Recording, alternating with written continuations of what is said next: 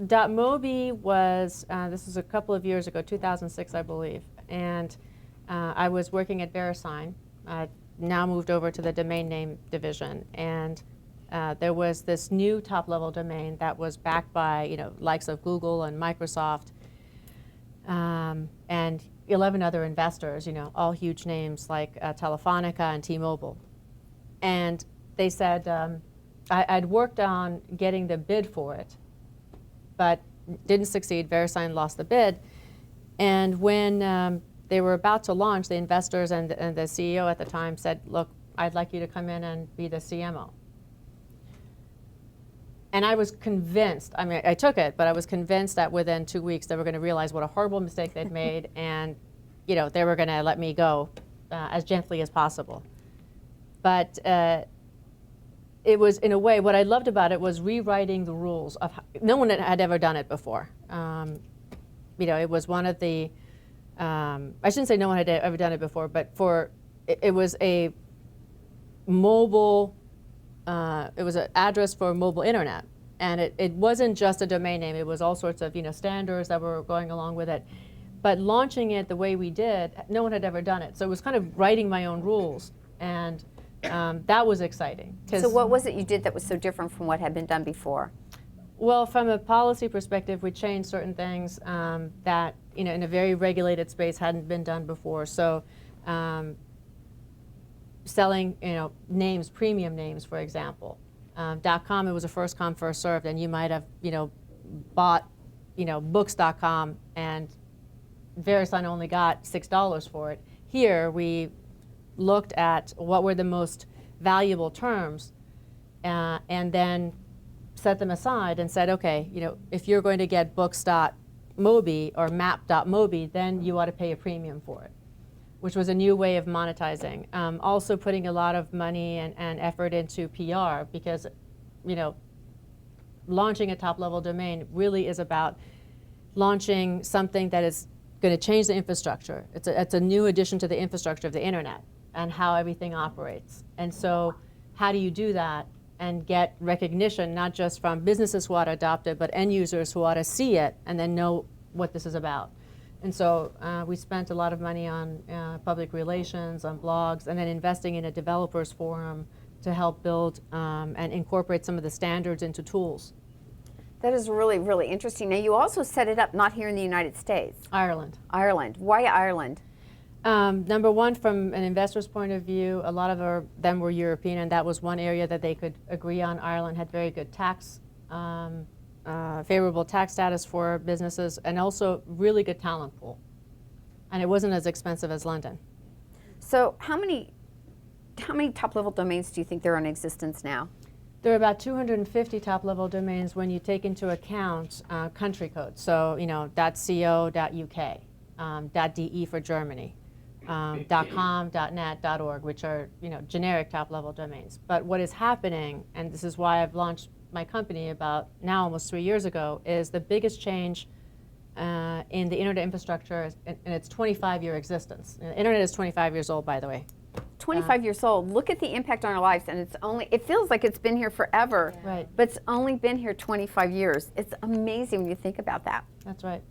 And so now, instead of just these, pre-selected 250 top-level domains, there are going to be about 1,300 of them introduced. Things like .blog, .music, .cars, .insurance, .bank, so that there's much more choice and the ability to also innovate beyond just here's an address for the website. Maybe add additional services like a more secure domain name for, let's say, bank, or a more, build a community around .music that is just the artists. So it provides an opportunity for innovation.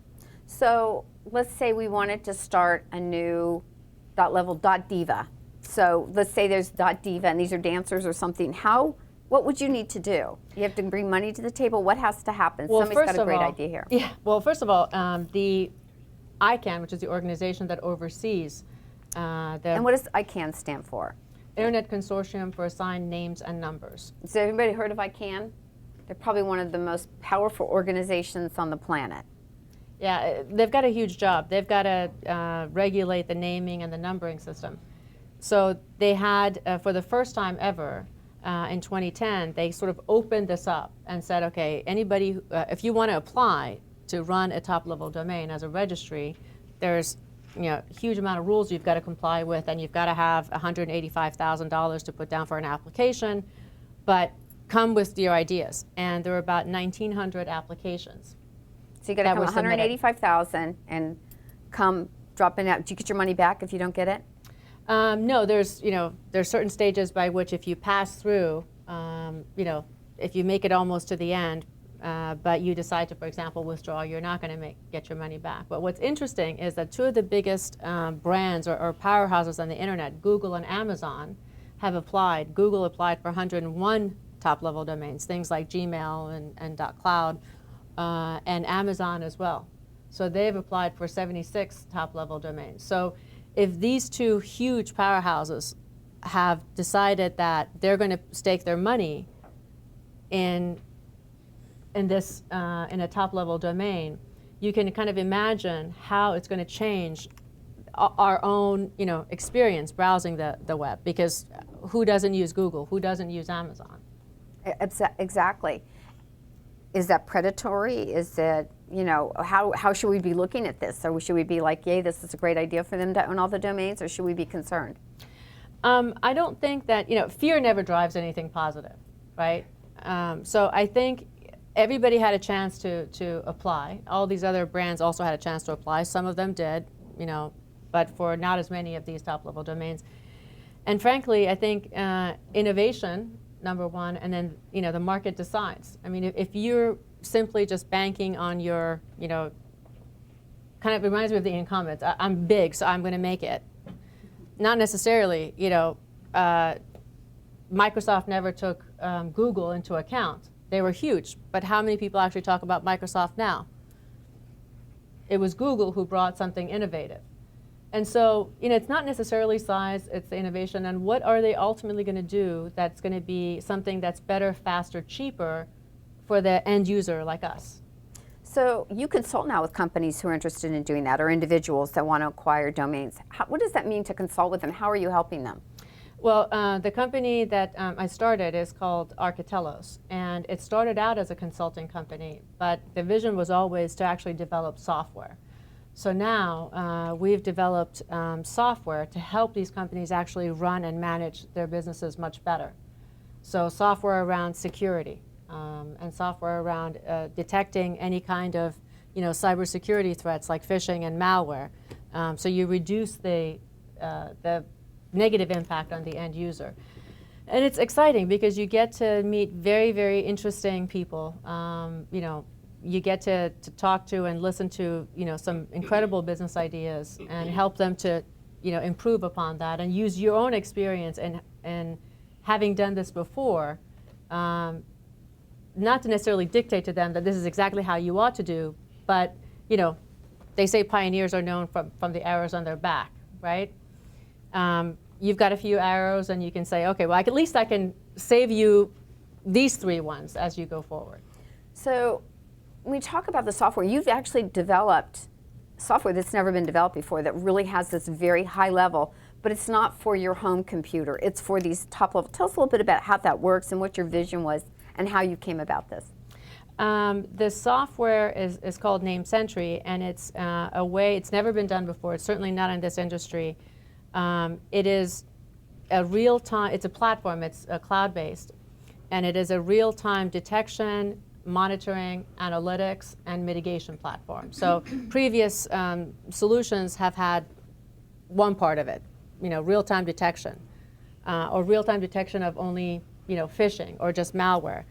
But we provide, we don't create the data. We go out and mine the data, and so we've been monitoring all the internet, over 264 million domains for over a year. And so now we have a huge database of every kind of threat that's ever happened across any kind of neighborhood on the internet and what it was.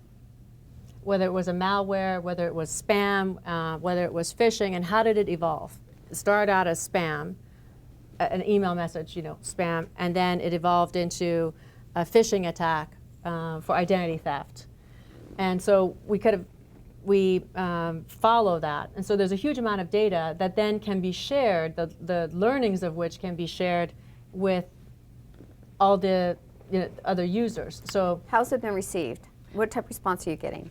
very good, very good. We had, when we launched it, we had 2 of the largest players in the space, which account for about 22% of the top-level domains that are going to come, actually picked it up.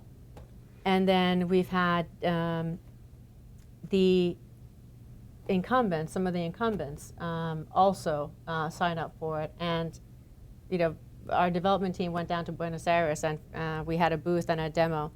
And they said that the response to it was overwhelmingly positive.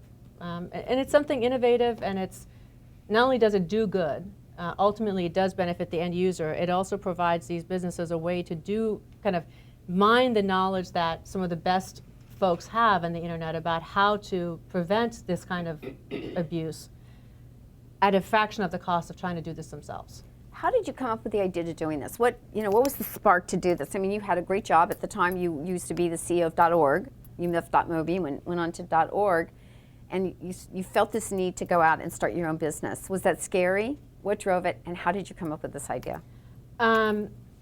Yes, it was scary. I've always wanted to be an entrepreneur, and I've tried it at different things. And when I look back at my career, starting at AT&T, trying to start the internet services, that was entrepreneurial. At Bell Atlantic, starting to start their internet services, that was entrepreneurial. .mobi, launching that.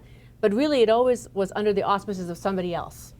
And to me, it was, okay, if I really mean it, then I'm not getting any younger. And if I really mean it, then I've got to do it. And from the very beginning, I had my mission statement, which was enabling collective wisdom for the service of the internet. I knew that this was going to change the internet landscape. It was going to change how we use the internet for the average end user. And I knew that these companies were coming in, and I knew that somehow my experience and the experience of others that I pulled in would be valuable. But I also knew that nobody was developing software for this burgeoning new industry. And that if I could codify the knowledge that we had into easily accessible software, there was a business. Now, did I know exactly what software and what features? No. And in fact, the idea for Name Century does not belong to me. It was really our CTO and the team that he brought in. He came up with the idea. But it was providing a platform and a vision of, and a mission of what we were going to try to accomplish. It wasn't to write software. It wasn't to be the best consultants. It was whatever we do has to be something that enables collective wisdom in the service of the internet. What I love about this story is it really tells us where we're going today in the world. It isn't just me, my idea, my way. I see this opportunity, I see this need, but now I'm going to bring in other brilliant minds, and then that shared knowledge creates this new platform. So you didn't know exactly, you just knew it's the general idea of the what and where you want to go. Your mission statement designed it, Yeah. and then by bringing in the right people to the table, you made this incredible thing happen. So where do you think the future is going to take you? And your company name again, say it so everybody knows, and how they can find it. It's Architelos, and it is, I made it up, it's out of 2 Greek words. Archeos, which means the very beginning, and telos, which means the end. So it's really, from the beginning to the end, solutions from the beginning to the end. And that's how I sort of saw our business, that we were going to provide a way for these companies to be able to manage their business on the internet from the very beginning, from the startup, throughout. So where do you think the future is going to lead you to now? I mean, what do you see for the future of your company? This incredible software you've developed. I mean, is the country, are nations interested in what you're doing? Not only corporations who are serving in this top-level domain area? Sure. I mean, law enforcement is very interested in what we're doing. We've got clients who are also, part of national authorities that run the internet infrastructure in their countries. Where I see the future, I don't know what the future holds, right? What I do know is I can invent some part of it. And my guiding post is, again, my mission statement. What can I do to enable collective wisdom? And in our logo, we have a pyramid, and the reason is that to me represents, it's a pyramid of knowledge. So at the very bottom is data. There's tons of data. Nobody ever died because they didn't have data, okay?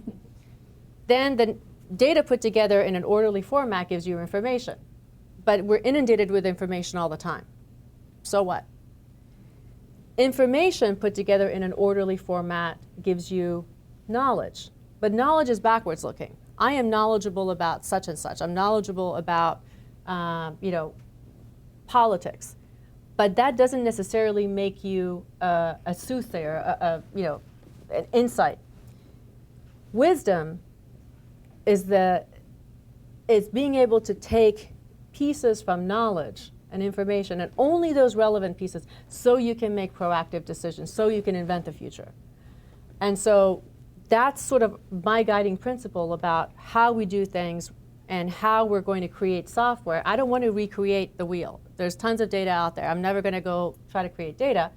What I'll try and do is do software that builds, that doesn't just provide information, that actually enables you to do more proactive actions.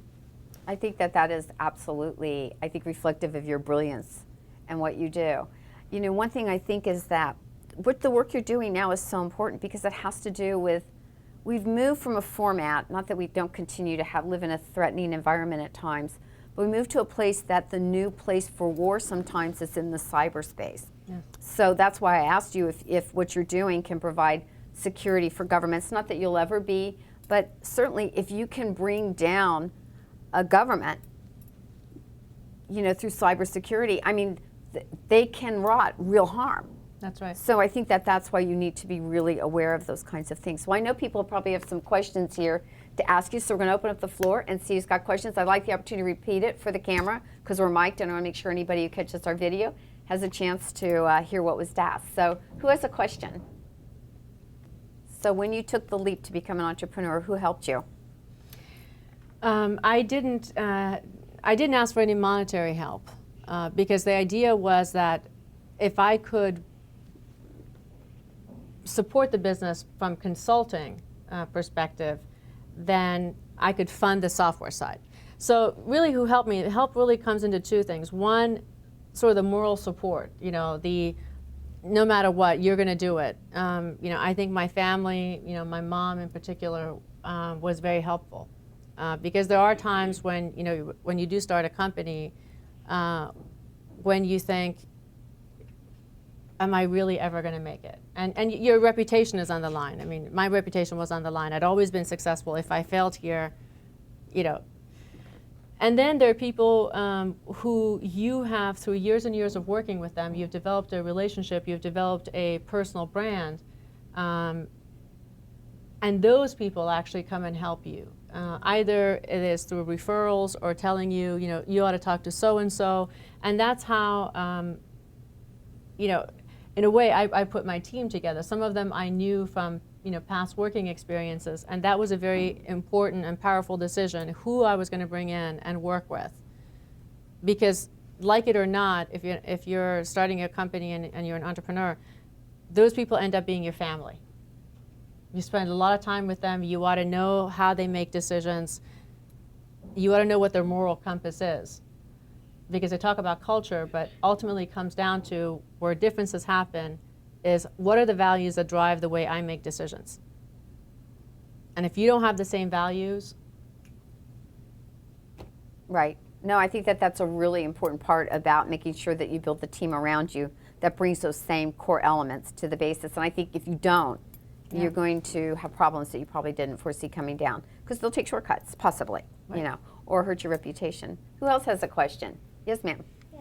Who's been your role model and why? That's a great question. I could say people I've never met, but honestly, I think role models, that wouldn't be authentic because there are people who I admire for their strength, but I've never met them. So who I have observed all my life and has been a fantastic role model is my mom.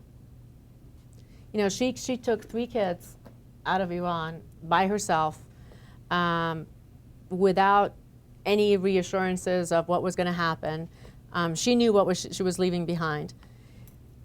She made adjustments. She went to school here in the United States as a student, and she worked and supported my dad in his practice, building his practice. She has been she was the one who introduced me to my love of books from the very beginning. She would buy me books, and so by the time I was 13, I'd already read most of the great masterpieces, thanks to my mom. So she instilled in me a lot of things that I value about myself. And if you ask my friends, the things that they like about me, I would attribute to her.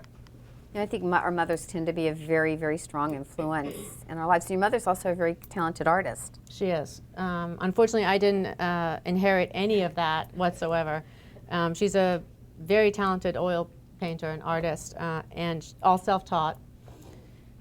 She's a fantastic, cook. I mean, anything she put her hand in, she was fantastic. I mean, to this day, I can't really, cook a decent meal, or I've tried my hand at painting, and so that is not where my skill set lies or my talents at all.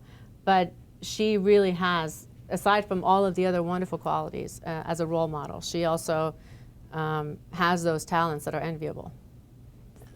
She had to live that. When she came here and left her life behind with 3 kids, and without her husband, not knowing where he was or when he was going to join her or what the future was going to hold, she had to have the ability to hold it together. But not knowing, we never know what's going to happen, really. I mean, if you go look back in your life and you say, okay, could I have predicted 5 years ago, where I would be and the things that would happen to me?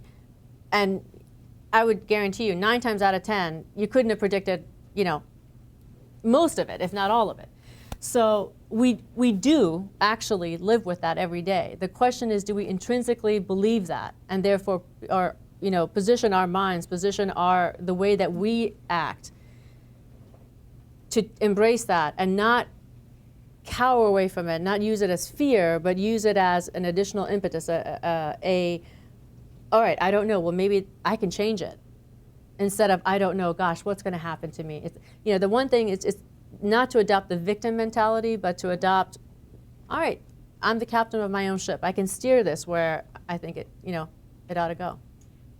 So how do you build your vision? So what you want to know is how you build your vision for what you believe you can or should do. It's that taking that reasoning and saying, I think that pyramid doesn't really, it's applicable to everywhere. And in my case, I apply it to how, we design software and what our motto ought to be, that we're not at this level, but it's also applicable to how you live your life. You can either choose to swim in information, get inundated by information, and then to a point of analysis paralysis. I don't know how to make a decision. Or you can say, wait a second, I want to be at a point where I don't need to have all the information. You're never going to have all the information you need to make a decision. And as an entrepreneur, you have to make decisions every day, whether small or large, right? Mm-hmm. If you buy that pyramid, you'll also buy that for any given decision, whether it's short-term, long-term, very important, not very important, there are only very few, real pieces of information that you need to make that decision. Yeah, you could wait until all the cows come home and you have all the data points, but by then you miss the boat. So what are those critical bits? And don't just rely on, that's what's happened before in the past, so I can use that as an indication of what might happen in the future. It's a nice data point, but again, those that have succeeded, Google succeeded because it didn't copy Microsoft's path. Get to a point where you can make decisions with just the credible pieces of information that you need and know that that's good enough. Know that that's good enough. And that the second part of that is to have the strength to be able to say, God, I really messed up. That was a bad decision, but now I'm going to fix it. And own up to it and then fix it. The challenges are always funding. There's always wonderful ideas that you have and everybody else in your organization has, but then it's prioritizing what you're going to do and then where you're going to fund, what you're going to fund. And then having, knowing that what you funded, hopefully, is the right one. And then having the courage and the strength that not to drink your own Kool-Aid, that if it's not the right thing, don't throw good money after bad money, pull back. So, funding, prioritization, and always, the market changes. I mean, I can sit here and predict this is what's going to happen, and that's nice, but, if I could be that good, I would probably predict the lotto tickets tomorrow, right? No one's going to do that. So it's understanding, what are the trends that you see and adjusting your course in time.